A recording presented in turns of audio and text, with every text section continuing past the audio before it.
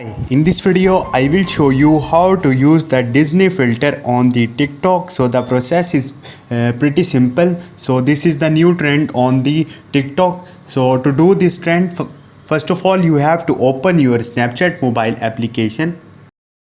Once you will open it, now you have to click on the emoji button here.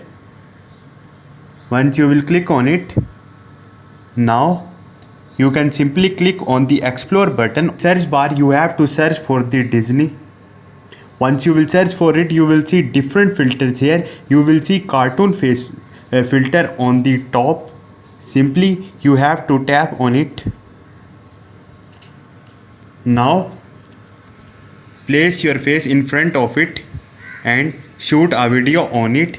Also you can change eyebrows lens from here. You will see different menu here. Simply shoot a video on it and after that save it to your gallery, and now you have to click and open the TikTok.